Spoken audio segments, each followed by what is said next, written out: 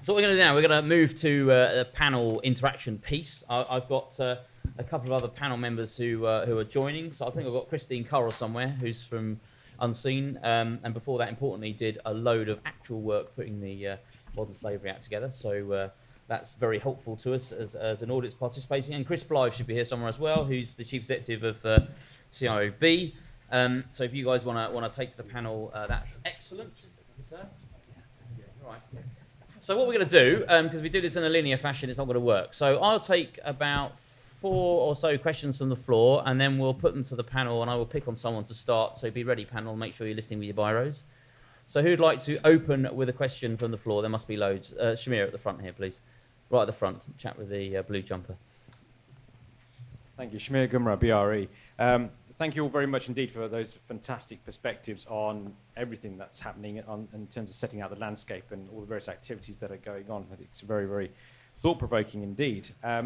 My question would be focused to Neil and Tristan. You mentioned the reference to the demand and the supply side, so I'd quite like your thoughts on how can we start to influence the governments, both from a public procurement perspective, but also in terms of the legislation that's out there, but also perhaps how can we start to get involved in some of the enforcement activities and the models that perhaps we've got with all the fantastic work Mark's business does.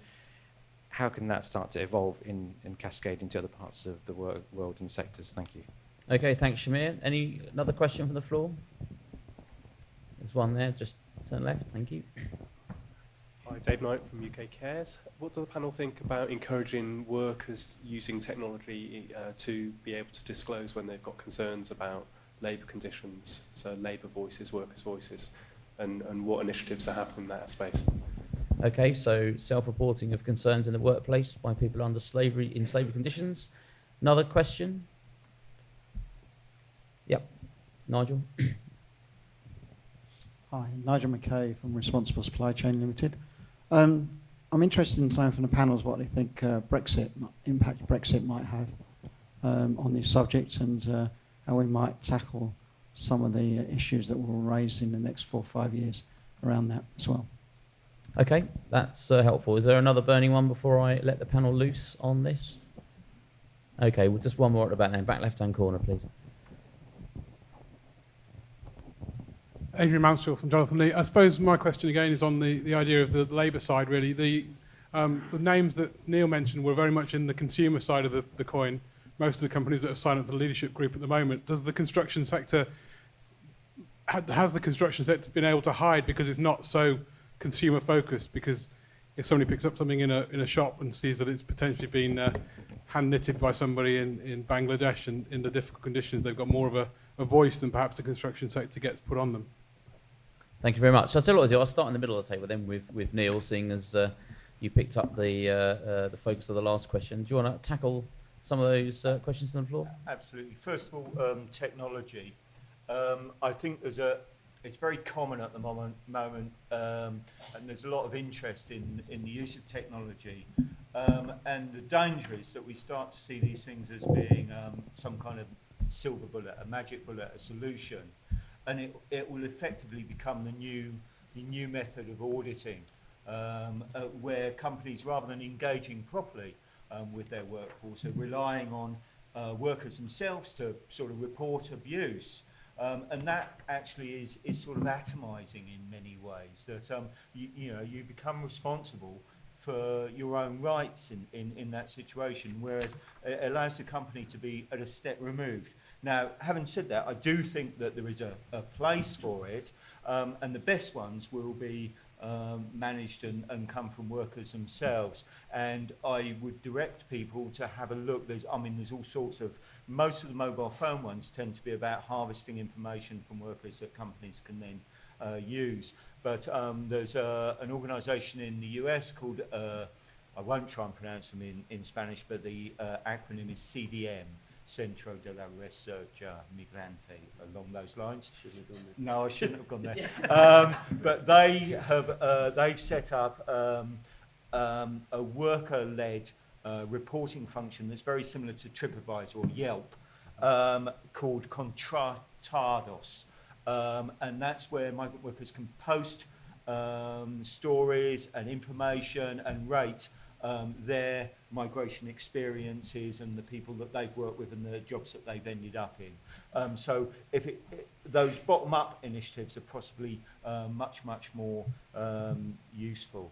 And with regard to influencing government bodies, I think it's very difficult. It's particularly difficult in the Gulf, and you can be getting on very well with the companies, and the companies often are very keen to undertake work around this agenda.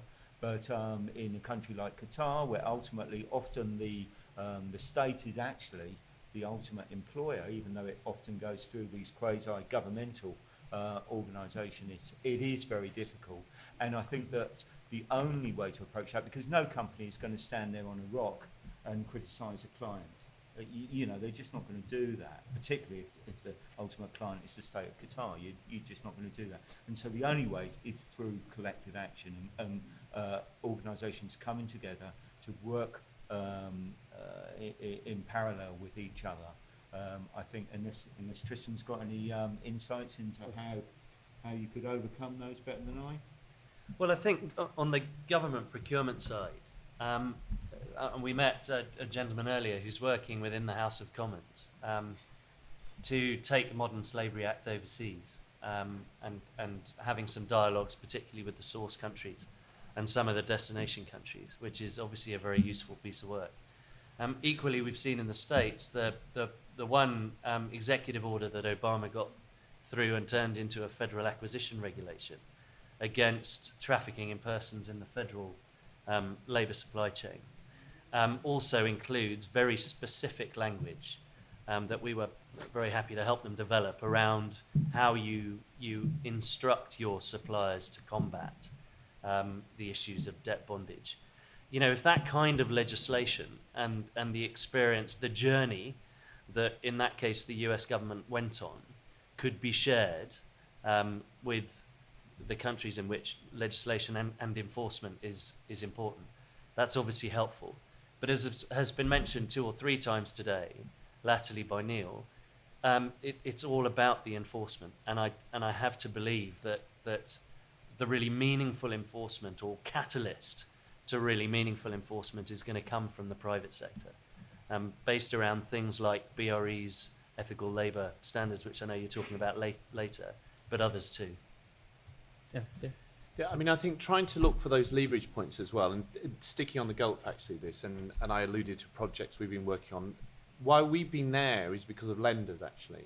I think there's an increasing thing in the Gulf that actually both state enterprises and private enterprises and joint ventures are borrowing money. And that's partly because of changing economic situation. And as far as the lenders are concerned, particularly where there are export credit agencies, and in big infrastructure projects, quite often there are export credit agencies involved. And they all have standards. They have very, very clear environmental and social impact standards. And I think getting them to understand the realization that this specific issue of forced labour and modern slavery is something they need to deal with is important, both from rep risk and implementation. And the other thing, can I just touch on the Brexit as well while I'm here, is that the issue, I think, certainly the work we do, is one thing about modern slavery is it's predictable. And I think, Mark, we've had this conversation before. You know, you can look at intelligence and you can predict things as far as actually instance of modern slavery that you can't with some other labour rights issues, to be quite honest. Some are a bit more random. Now, if it's predictable, we just need to get better at predicting. And if you take that through to the Brexit issue, and I think there is, and certainly I know more in the food sector, and David and I had a long conversation recently about this, is that I think a consequence of Brexit for the UK is going to be this. There's less lawful migrant labour in the country. Now, unless we can actually backfill jobs that were being done by migrant workers from the European Union, if it pans out like this, because we don't know how it's going to pan out, then there will be pockets of the labour market that will be filled by illegal migrants. Illegal migrants equals vulnerability, equals more prediction of modern slavery. For me, that's the big risk issue, and it's very direct on Brexit. Okay, thanks. That's very helpful. And I was going to ask Justin whether you thought, when you were putting the words together for the Act, whether you foresaw this dialogue and you foresaw how this is being played out when you were putting things together. Well, I think that was the aspiration. I think all of the work, as the kind of senior policy advisor responsible for the modern slavery bill and obviously the transparency in supply chains legislation, I think that was one of the areas that the government had not got into. The private sector was the area that was lacking. We'd spoken to statutory agencies, we'd spoken to NGOs, but there was clearly a need for us to kind of bring this into the fore. And that's why we fought so hard to actually get a provision in the Act. And putting the words together, I think it was really important to look at both what had gone before in California, but also the Bribery Act and other pieces of legislation in the UK to try and work out what would work best from a modern slavery perspective, but also from a private sector perspective, so the businesses themselves. And I fully believe in having legislation that is enabling rather than restricting. I've had far too many conversations with legal teams who talk about doing the absolute minimum, about a tick box exercise, and I think it's really important that this legislation was about saying we don't want a tick box exercise. Absolutely right that you can say we've taken no steps, but actually putting something like that on your website, being explicit about that, do you really want to be in that situation? And so I think you have to take this this opportunity as a way of actually leading on this issue, moving forward, and actually seeing it as something that's progressive. I personally think we only introduced the legislation with full effect from the 31st of March this year. It'll be at least another 12 months from now before we start to see in totality how many companies have actually complied with this. And then probably 2 to 3 years after that before we can actually see whether that step-by-step progressive nature of the legislation has actually played out and whether business has really taken the bull by the horns. No, that's very helpful. Does anyone on the panel, interestingly, have, well, looking back, Justine, it would have been really good if we put this into the Act. Is there anything, any hot button or something you think that this courageous piece of legislation has maybe not picked up that it could? Because obviously there's it's trying to put in a step change. This is a introduction of a highly worthy subject. So does anyone on the panel think there was something that just could have been there that isn't? I do think that the fact that we don't have this into the public sector yet, this new supply bill, is a major failing.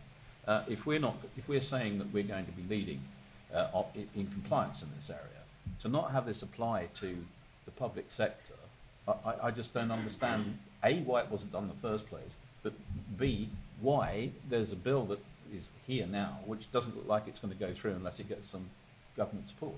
So I just don't understand why that has not happened. And when we're talking about, this is all about enforcement. It's really by brand risk, isn't it?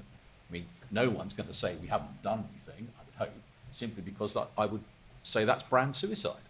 And brand is so important, and that's what is the thing about this legislation, which is so compelling for everybody to have to get to grips with and comply with. It's their brand risk, and we all know that there are, media outlets and lawyers and NGOs and the rest of it who are already beginning to put together league tables of how well people have complied, and so that's bringing pressure in itself, and that's not going to go away. And indeed, that will be the main area of enforcement, I would say.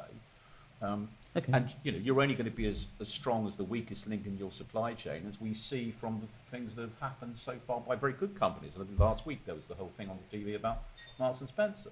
They've got some very forceful policies, but how you're getting the bad publicity because the weakest link in your supply chain, and that will happen in other sectors, not just because the question was, is it just going to be on the consumer sector? I don't think that will be the case. I think there's a focus on that at the moment, but I think that's early days. I think eventually we will see this come into other sectors, and NGOs will look at other sectors and bring that to the fore for publicity. Okay, thanks, Ron. That's helpful. Do you want to just respond to that? Yeah, just very quickly. I think on public procurement, I absolutely agree. I think if anybody has worked in government developing legislation, it's a very protracted, very complicated approach that we have to take, and actually gaining cross-government agreement to get legislation in is actually a long-winded process. I think we've made a good step, but I agree public procurement is the next step that we need to look at. We can't have major contracts being let by government that are allowed to fall under the radar of what other private sector businesses are having to comply with. Thank you for responding to that. I know we're really short of time, but I do want to squeeze one more in because I think it's quite important. So we've clearly talked about the role of government in many guises. We've talked about the leadership required by industry, but I think perhaps commonly across all those areas is the professional, the individual, that's someone who is trying to go out there to do a good job, whether they're an engineer or whatever profession they've chosen. So, Chris, what do you think the role of a professional body and a professional in this space? What can be added? What can they do to move this agenda forward and get the results that are so needed? Well, I think for a start, all the professionals I talk to really want to see change happen. I think the problem you get, though, is quite often organisations overpower what individuals want to do. And you see it everywhere you look. I mean, everybody who works in the health service will say they're dedicated to making people better, but there are very well documented cases of actually institutions, hospitals, that who seem to go out of their way to do exactly the reverse. And it's this ability to, for individuals to have a better steer on how the organisation operates. And I think there's a really big cultural issue there. The other example where I think illustrates where professionals have got themselves into a bit of a hole, the issue of the Panama Papers. Everyone will agree that what's been reported on that is terrible. But if you went back, you'd find that none of the professionals involved in all that setting up of companies or what have you has done anything wrong.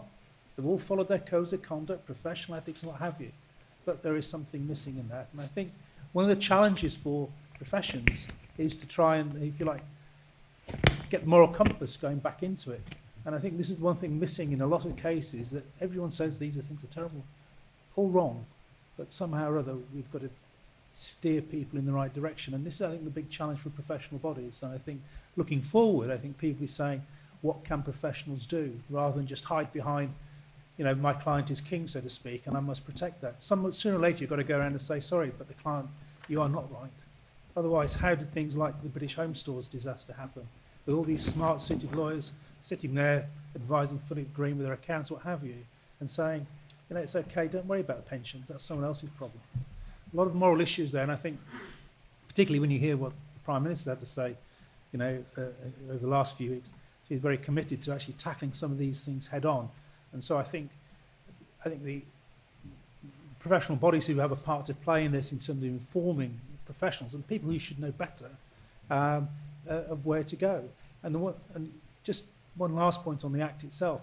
I know there's a lot of focus on the transparency provisions, but the early provisions, about trafficking and slavery, I think there's some interesting bits in there which I think will challenge professionals. The bits that say people ought to know. Not whether they know, but they ought to know. That, I think, can be more powerful because at the end of the day, a quantity surveyor who gets this fantastic price for a load of labour work to be done, he ought to know that that's wrong. And therefore, the track should be, well, why is it wrong and what's to go on there?